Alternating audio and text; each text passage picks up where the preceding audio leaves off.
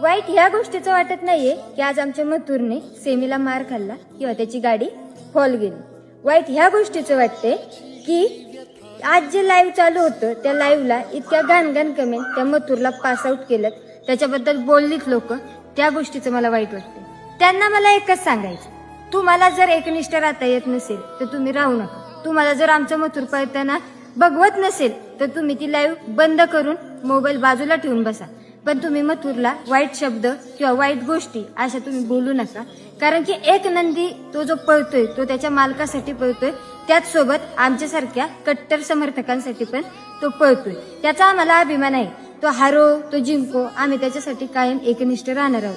फक्त एकदा ज्यांनी ह्या गाणगाण कमेंट केलं त्यांना मला एकच सांगायचंय, एकदा तुम्ही स्वतः बैलगाडा मालक होऊन बघा. तुम्ही त्या बैलांची काळजी घ्या, त्यांना पळवा आणि त्या सगळ्या गोष्टींचा एकदा अनुभव घ्या. म्हणजे तुम्हाला कळेल की त्या गोष्टीच्या मागं किती कष्ट असतात आणि एक मालक त्याच्यासाठी किती कष्ट घेतो आणि त्याला पळवतो, तेव्हा तो नंदी पळण्यासाठी पात्र होतो आणि मैदानावरती सज्ज होतो. तर तुम्हाला एकच सांगायचंय, तुमची लायकी नाहीये ना तर तुम्ही कारण नसताना मथुरला ट्रोल करू नका. आज फक्त मी एवढंच बोलेन, कुणाची नावं नाही घेणार, कुणाला दुखवणार नाही आणि दुखवण्याचा हेतू पण नाहीये. फक्त एवढंच सांगेल की मथुर आमच्या काळजाचा तुकडा आहे, तो शेवटपर्यंत काळजात राहणार आहे. त्याच्यामुळे ही 4 लोक, बुरटी लोक जी बोललेत, कमेंट पास केलेत, त्यांना मी एकच सांगेल, इथून पुढं तुम्ही त्याच्या लाईव्ह जात जाऊ नका, त्याची लाईव्ह बघत जाऊ नका आणि त्याला कमेंट पास आउट करत जाऊ नका.